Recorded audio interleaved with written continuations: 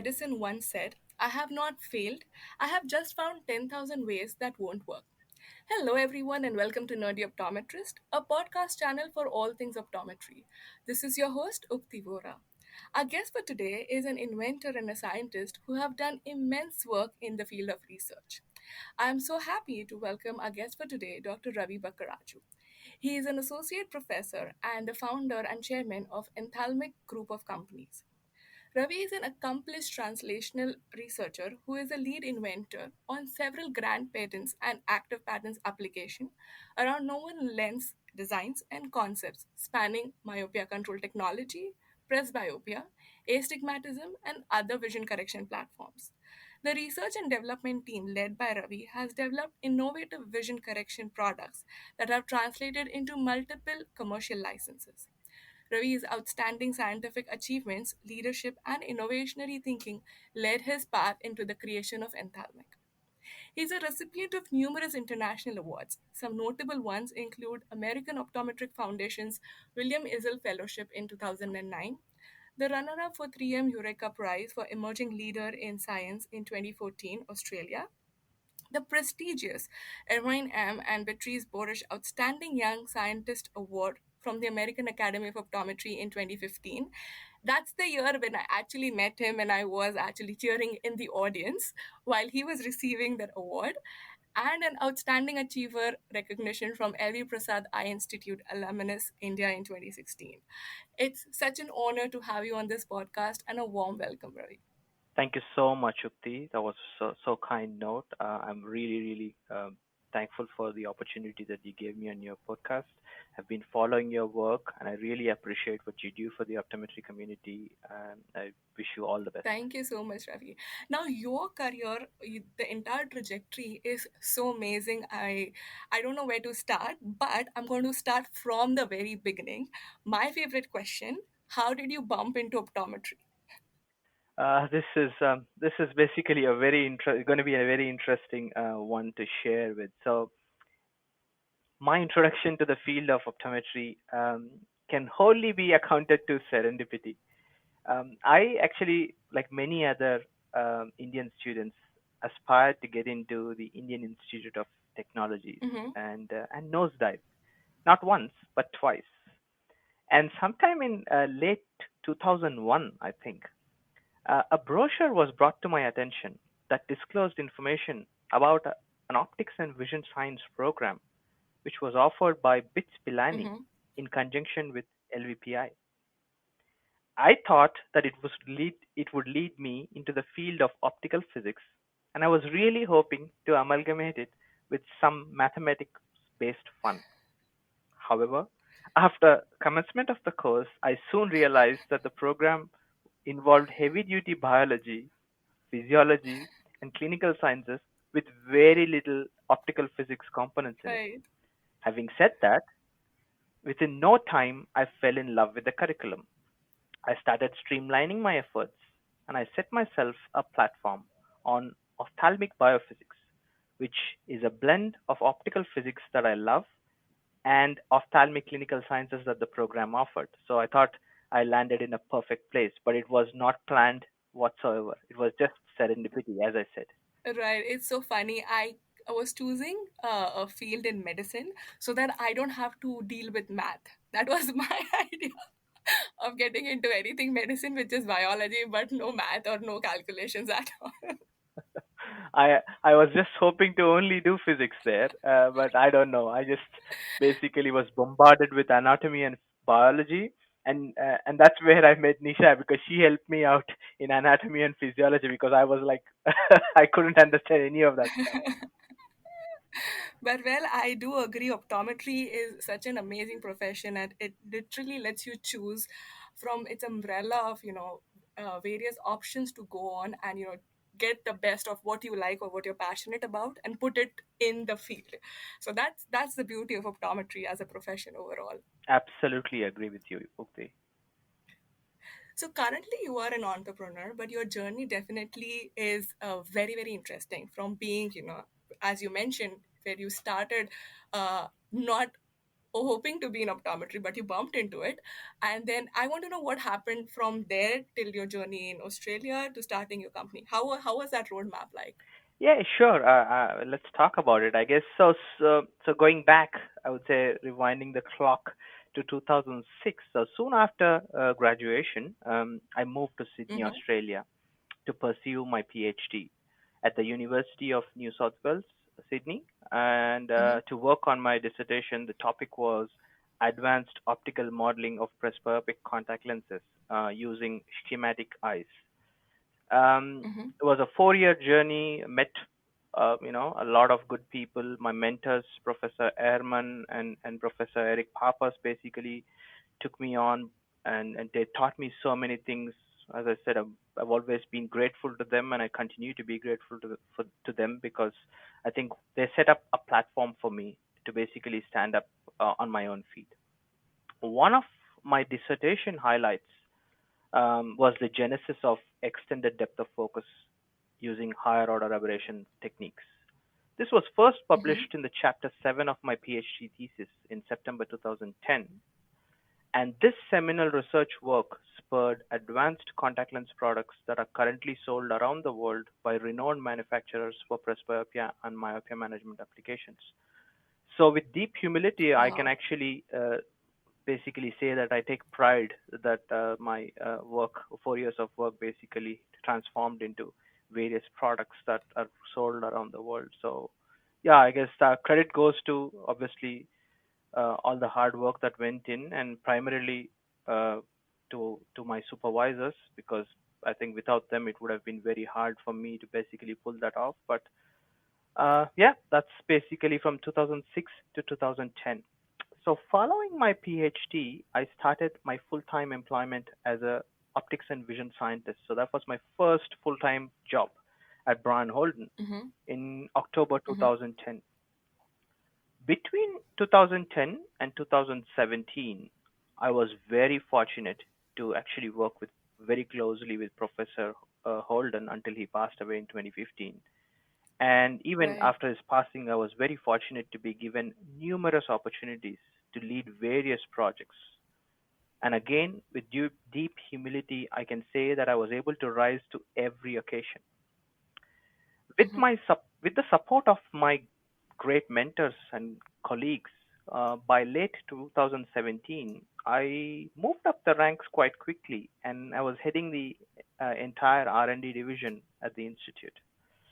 So to Right. summarize that journey, I would say basically from 2010 October to July 2019, I think it was a breathtaking roller coaster ride, which has taught me so much in so little time. Mm-hmm. Between 2018 and 2019, things changed a bit, and we all appreciate things change with time. And I happened to go through an ordeal that brought a great degree of psychological pain. And you see, when you're caught up in tumultuous times, sometimes our vision gets a bit foggy, and we just need to break Right. free of the routines, and we have to make conscious efforts to clear things up, not only for ourselves, but for our families too. Because you Right. see, when terrible things happen to us, the two things can basically be outcomes. One, they can either ruin us, or they can provide us with an opportunity to profoundly improve ourselves.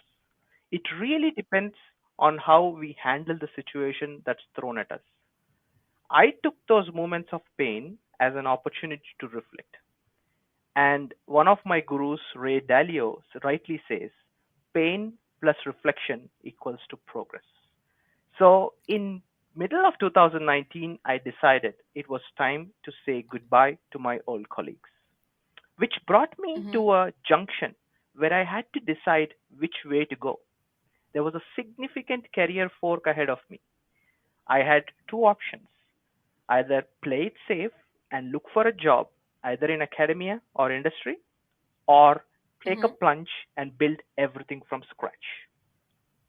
After due consideration, with support from family and friends, I opted for the later path.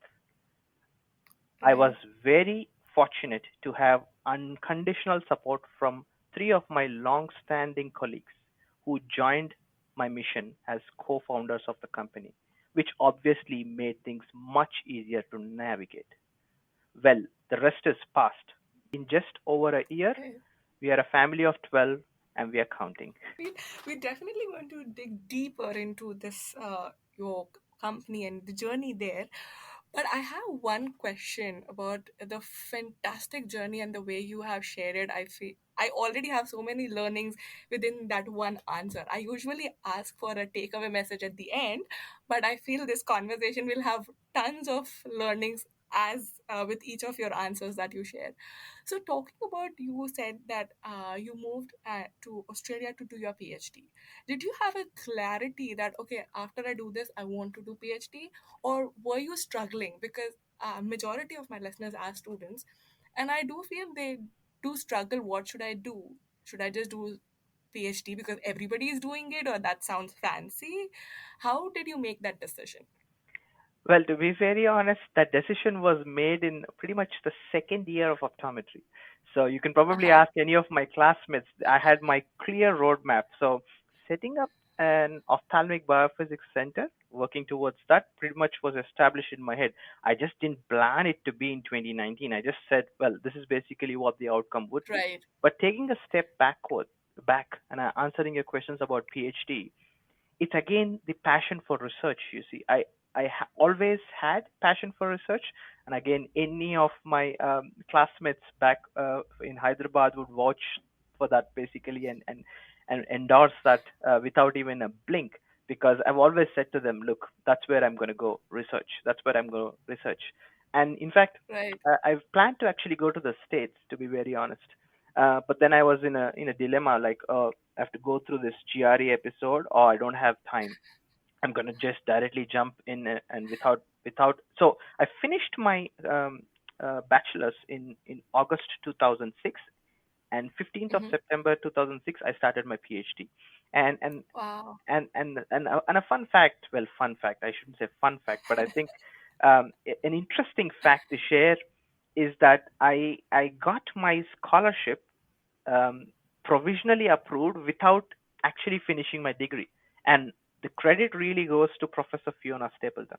So she gave me a call. I still remember this day. I was in level 3 of LVPI in the CEC Mm-hmm. COPD. It's about 6 a.m. or so, and I got a call from Professor Stapleton, and she said, "Hey, you've applied for a scholarship and you haven't even finished your degree. I only have 7 transcripts. Where's the eighth one?" And I said, "Look, the exams are in July." And she goes, "But then you reapply." And I said, "No, please consider with what I have so far." So she actually took it to GRS and she gave me a provisional approval before even I finished, because my GPA was so high. Wow. I think it was 9.8, or I don't remember, 9.8, 9.9 out of 10.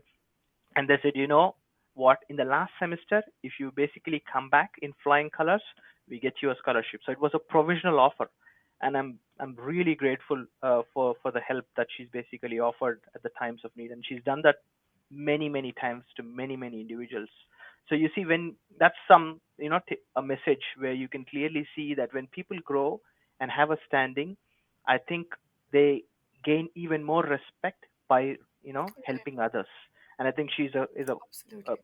an absolute top example for setting that platform, standing on the platform, and being able to help others to get onto that platform rather than just walking away. You see, so I'm grateful to many people, and I think I have to obviously point out that between 2013 and 2000 no 2012 and 2015, I worked so closely with Professor Holden. I was, learning pretty much every minute. Like, there's so much Right. exposure, and I was just fortunate to basically be able to interact with so many giants in the field, and then of, Right. of course the individual's attitude towards basically learning. You see, I always feel like you should be like a sponge, like soak up Right. every bit of information and knowledge that you see. Like, it's freely for there's experience, somebody else has gone through it. Why are you going to learn from scratch? You just basically look at them and learn. So there's Right. there's many examples, and I think it's all about mindset, Upti. That's the take home for that sentence, or that paragraph, I should say. Absolutely. I actually need to do a huge shout out to all the mentors. I personally have an experience, especially in eye care industry. I feel the people who have such huge experiences and the struggles that they have gone through, they make sure you don't have to go through that. That's what I've seen universal practice anywhere in optometry, whether all across the world. And I really want to thank each and every mentor who working so hard to provide this platform for anyone trying to do something good for the industry. Absolutely agree with. Now, talking about how you mentioned, right, that you had a clear idea that you like research, you're going to go into research, you knew that way back when you were doing your undergrad. But research itself isn't very popular, or it's not very intense in the Indian optometry curriculum. Like, how did you think of, okay, research is the way I want to go? How was that clarity, and how did you realize how important research is? That's a very good question. So the way I saw, and I've continued to basically held that opinion, is research is an essential component that is required for ongoing refinements of the collective thinking of scientific community at large. Right. And I'm not specifying, just optometry or medical science, Right. or it's just basically that's the platform. And to be very honest, I it was not really given to me as a suggestion. I never asked anybody saying. I just basically felt like I always Mm-hmm. had this inclination to reason things out, to ask the questions, to formulate a hypothesis, to say why, and I guess that's probably has helped me because you see, what does a researcher do? A researcher, should aim to formulate a hypothesis, should mount robust experiments to test that hypothesis, and draw a reasonable conclusion based on only the gathered evidence, which is the difficult part. But Right. that's basically research in a nutshell. Now, while many of the researchers are well aware of this prerequisite, we often get caught up into various types of biases, of course, or always often unintentional, that does not allow them to propel themselves nor the field forward. So I think if we can take those biases away, we can push the field forward. And I've always basically wanted to do that. And research gives me that opportunity to push the field forward. Abs- If I were to basically answer, like two main issues that I still fail, which I think that there needs to be some degree of refinements in terms of how we do research. Two main problems I would say currently that we are facing, not just optometry, but across the scientific community. But let's just focus on, let's say, optometry field. I think two main problems that I would like to see mhm. sorted, at least in the next, I would say, 5 to 10 years, is reproducibility crisis, because people just do an experiment once and then they think they had a eureka moment and then they wrap it up. But it's very hard to find Mhm. people who, or groups of Yeah. people who repeat those studies multiple times, you see. And that's really science, that's what is needed. But the the counter argument to reproducibility crisis is that, you see, people will say, it's kind of hard to address an already half answered or answered question, because there's very little incentive for those researchers to repeat those studies, because those funding bodies, Right. first of all, funding is so hard to get in the first place. And if you go in with an application saying, I'm going to repeat that study, it doesn't work that way. You see, grants are often awarded, how do I say, for Right. first best in best dressed with a rosy research experiment. And and the problem is that if you set up rosy experiments one after the other and not thoroughly going through and making sure that we answer the first question, what happens is those actually leave questions as what they are, questions. So I feel like there needs to be some degree of push into repeating studies, and that's what I really miss in the field. That I really thought Mhm. that would probably be by default, which I don't see that. And then the second thing that bothers me in terms of what I feel should be changed is data anonymity. Like, you see, there's these funding strings and the ownership links and to the funding bodies, and somehow the anonymity issue Right. basically has an influence of data quality and output. And I feel like that needs to change. And there are solutions out there. We just basically are not ready to embrace them Yes. yet. But you've heard of blockchain, obviously, and everybody talks about blockchain. But Leveraging blockchain-based decentralized framework for publishing scientific outcome using shared governance models will be really the future of science, because then you can address these anonymity issues and it's decentralized. And I think maybe that's probably one thing that I would like you to interview someone who's expert in that field to see how they can leverage that technology to advance our field, optometry in general. So that's my take on research, I'm Shruti. already learning so much, and you're the first one who is actually, I think I'm talking about research and scientists and patents, are the focus of this podcast episode. But I never thought blockchain, usually when people talk about it, it's always in terms of finance, right? They say, oh, how it's going to affect the economy. I had never really thought of it in research point of view, but I definitely will try my best to get someone who is an expert in that, and get some episode around this. I definitely take that as my homework for this podcast. Now, talking about your journey from a researcher to entrepreneur, which you mentioned in bits and pieces, how was that experience? When I'm As you mentioned, it was, you were at a junction, you didn't know which way to go, but you chose to be an entrepreneur. How was that journey?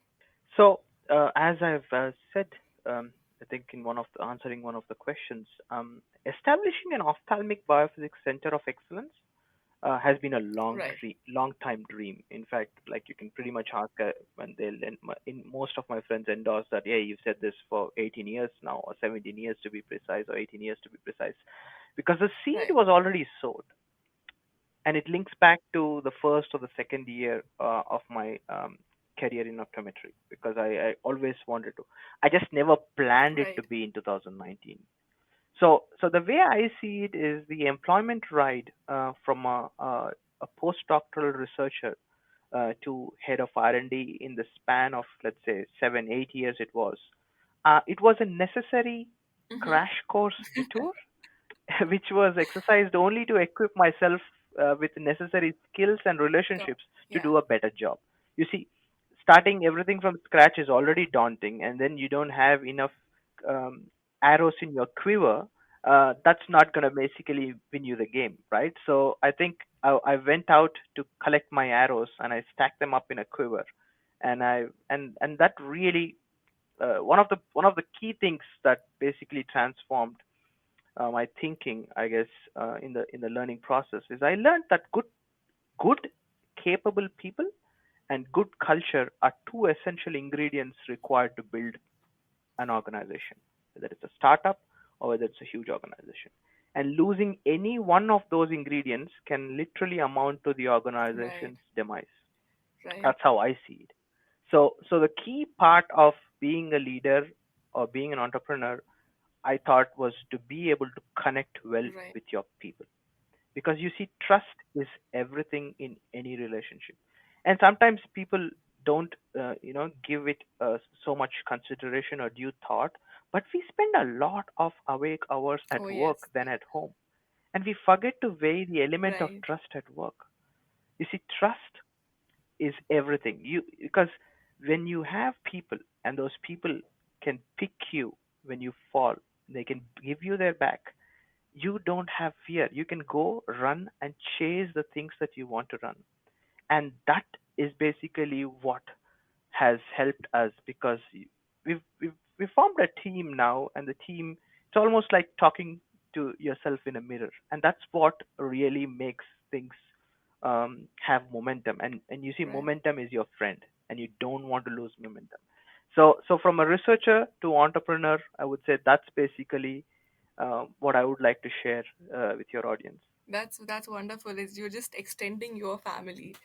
Absolutely Now, right. talking about and nthalmic and your company itself, like what do it offer? Because it has a very unique, business idea, which I really want you to share. And it, for people like me, who are not very much into the the research side, how would you kind of explain it? What is offered to? I will answer this with careful consideration and thought, because obviously I can only say things what's in public Right. domain. Otherwise, I have to get a Right. board approval. So I would basically be able to talk about Enthalmic, in a general sense, that it's a young startup Mm-hmm. R&D organization, which is currently focusing its work on developing next generation contact lenses and spectacle solutions for myopia management and presbyopia. So, in terms of our proprietary technologies, in an essence, we are trying to address the current Mm-hmm. bottlenecks in the field, and we are hoping to advance the field with newer technologies in the coming years. And I guess the audience have to be stay tuned over the next 6 months to find what we're working on. I guess that's pretty much what I can say about the Enthalmic's offering at this point in time. And hopefully, in 6 months' time, there'll be more to talk about. Absolutely, and I'm sure we all are looking at what's new and how your organization is bringing revolution in the optical as well as eye care industry overall. So I really appreciate you sharing the bits and pieces because I do know you had discussed that. Okay, I can only talk so much.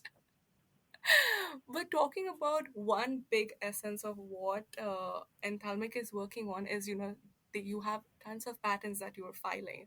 How is that process, if you can give a generic overview for someone who is having idea, but they don't know how that process works?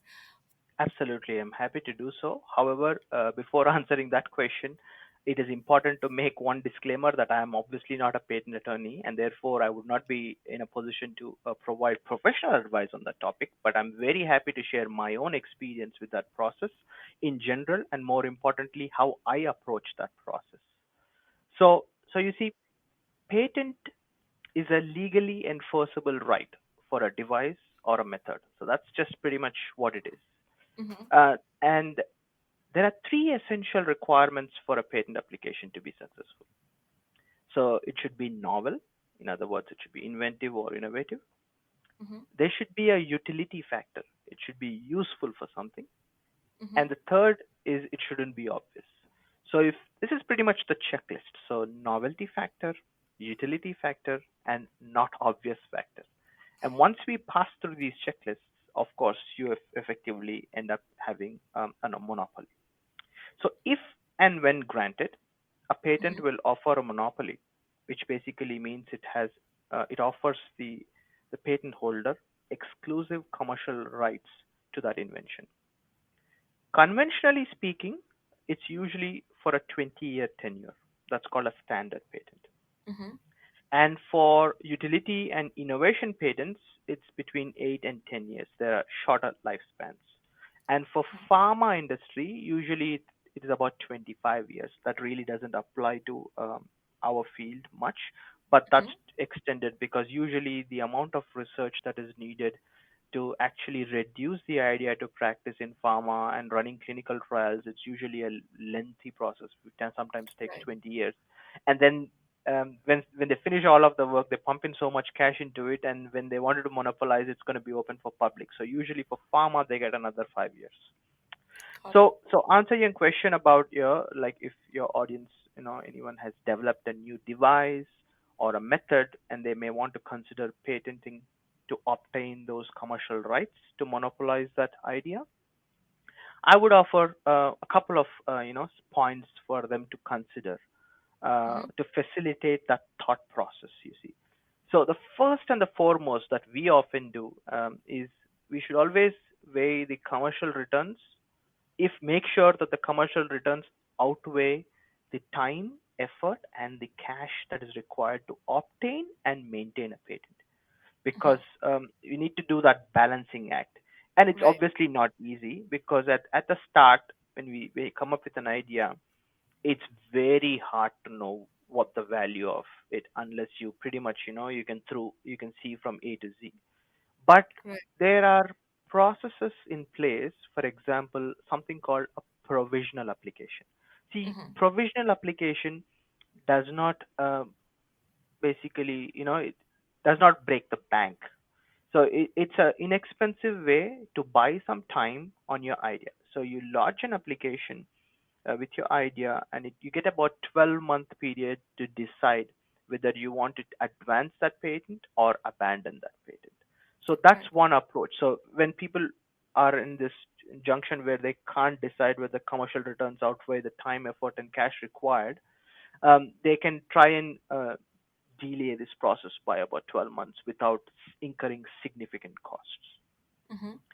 So the monopoly a patent offers obviously should mitigate the risk of IP theft. You see, that's something that we need to also consider in terms of patenting process. Right. And they should also be confident that a thorough search reveals no other similar technology. You see, if it's a Me Too product, uh, going through a laborious, intensive, Mm. painstaking process, which is extremely resource hungry, may not really be viable. So it's on a case by case basis, and the way we do it is we basically Mm-hmm. um, have this ability to be able to differentiate what is likely to and what may not actually, be a useful or an innovative or a leapfrogging technology. So we stage them internally. We go through our filtering process, and we usually file a lot of provisionals. And then from those provisionals, we focus on working on them over a 12-month period, and then try and fine tune them and narrow them, and then pick the best five or best six to actually go forward with. So that's basically how we've adapted that strategy. I'm not saying that's the strategy that everybody else would adapt, but that's the basics of the patents, from obviously a naive person. But we are living in an era of information everywhere, and there's two pathways that we can take. One is, I'm not a patent attorney, so obviously I can't do this. Or B is like, they don't fall from the sky. Everybody goes through a learning process. Right. And what is that learning process? Well, just expose yourself to that learning process, because everything can be taught using first principles. There's nothing called rocket science. Even rocket science Right. can be taught using first principles. At least those are my principles. So I just put in Right. efforts with beautiful team that we have here, and it's just basically a collective effort as always. And we come up, we bounce, and we basically collect all the ideas and write them up. Now, is that business model uh, basically going to be successful? I don't know. Is it going to be a failure? I don't know. But what we know is we have a process, and Right. we are sticking to our process. And it obviously takes time to know what the outcome of those process, and we're just waiting for the outcome to unfold itself. Oh, that's so informational, and thank you so much for sharing that overview of the entire process.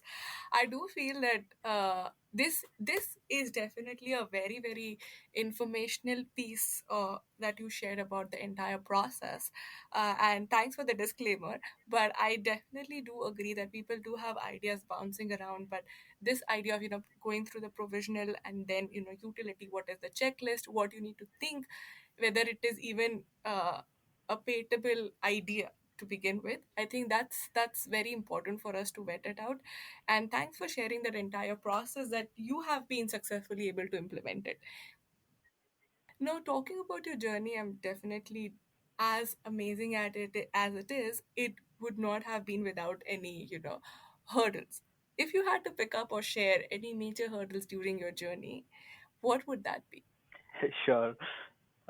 Definitely. So there's two things. Obviously, I have to again put another disclaimer that I'm still struggling with these two, and I usually look up to my guru, Professor Herman, to always basically to try and give me that support whenever I need. So these are the two. The first one, it started right from day one of incorporation. I usually am a bit impatient. So I get discouraged when something doesn't move as fast as I want it to be. And people who are around Mhm. me always say, well, you know what?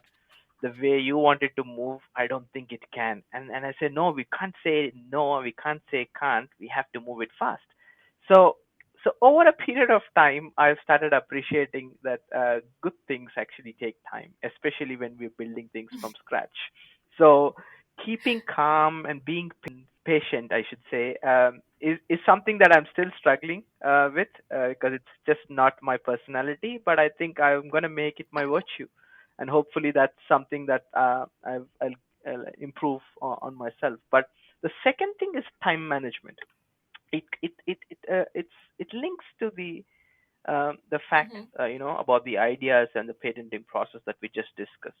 You see, sometimes we just do these whiteboarding exercises. We have whiteboards everywhere, and Right. we just, like start uh, throwing a research question, and then there'll be ideas around the room, and then there'll be so many ideas that you see everything looks attractive, and that's something that is very, very dangerous for a startup organization, and I think Right. many entrepreneurs face this is time management to decide which one is the key essential piece that we should be working on. So we rely on some key personal, basically at the company, who end up wearing multiple, sometimes all hats. So it's very hard for managing time, to get their time to be able to pick one over the other. But we are learning, Mhm. and we need to make conscious efforts to contain our ideas and channel our energy in the right direction to propel the organization forward. You see, so time management is a second item that I think is a hurdle, but I have to say that there's been a lot of improvement over the last 14 months, and we are hoping that there'll be we'll master that too in time with time. Not just as a startup, I feel that we struggle with time management itself. And you are a father of two kids, so you have to manage and give them time plus manage an entire company. I'm pretty sure it is a huge struggle by itself. We talk about women and how they do work life balance, but I feel it's equally difficult for men out there. So yeah, kudos to you, and I'm pretty sure we all are in the process of learning of especially the piece of time management. Yeah, I have to. I definitely agree. I second all what you said there. So it's, yeah. I think everybody has their own way of managing it. I think we just need to find it, Mhm. that right way of managing time. And I guess once we are open to learning, and we are happy to accept mistakes and learn from those mistakes, I think it's not that difficult to streamline our efforts. It's just attitude. I've always said that attitude and aptitude can get you anything. That's wonderful. All right. So now we did talk a lot about, optometry, your journey, research, everything. But now I want to know you as a person. So we're going to go to the fun side, the fun segment of my podcast, which I call the rapid fire. The rule is simple. I give you questions and you give the first prompt rapid answers that you think about for those questions. So are you ready for some fun? Sure. All right, perfect. My first question: if you were not an optometrist, which other profession do you see yourself in? Engineering. Engineering? All right. Yeah, you did mention that you wanted to be that. Second question: your favorite destination? Red destination. Good question. Tasmania. All right. Rank in the order of your preference of what you like to do the most: teaching, research, and being an entrepreneur.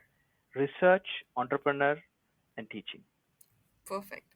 I had this question, but you have answered it. But let me ask you if you have any other answer for that. One habit that annoys you the most. Well, my habit, not being able to be patient. Yeah. All right. Your hobby or something that you do during your downtime. Cooking. Cooking. Oh, interesting. Your favorite cuisine then. Well, I basically go all over, but Indian obviously is my favorite. All right. If you could interview any guest, dead or alive, who would that be? Einstein. Einstein. Wonderful. And do you have any question in mind that you have to ask? No, I think I just wanted to know, um, how he basically cracked space and time, All right. the fabric of cosmos, space and time. That really intrigues me. How somebody can summarize the entire universe in just a simple equation involving two variables, space and time. Oh, wonderful, wonderful. Last question.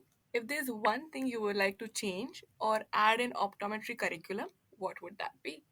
I'd like uh, a lot more technology involvement when basically people talk about clinical sciences. I want the next generation optometry to start amalgamating and embracing technology into clinical sciences.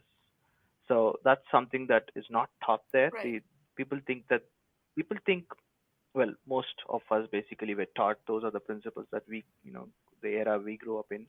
But I would say we can't segregate disciplines. I think these days it's pretty much Right. interweaved, and reliance on technology is only going to grow as a function of time from here in the 21st century. So I feel like there needs to be a lot more technology related components and coding and a bit more in embedded into optometry curriculum. Absolutely. I definitely feel that we need to embrace technology, and having it in an optometry curriculum would definitely be super helpful. So with that, I end my rapid fire. Thank you so much for being such a sport and answering the questions so quickly. I hope you enjoyed it. Thanks. Yes, I did. Before I let you go, your final takeaway message for all my listeners. I have a couple actually. So first of all, I would basically say that true wealth Mm-hmm.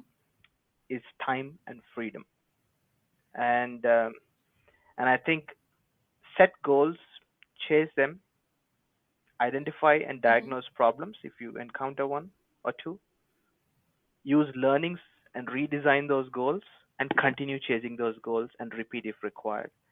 Because the quality of our decisions really determines the quality of our life. And seek excellence. Don't fear failure, only fear mediocrity. And the most important thing is don't gauge success by conventional measures, Mm-hmm. accumulated wealth or money. Money should be a Right. byproduct of excellence. And yeah, I guess that's pretty much what my principles, and I'd like to stick with them.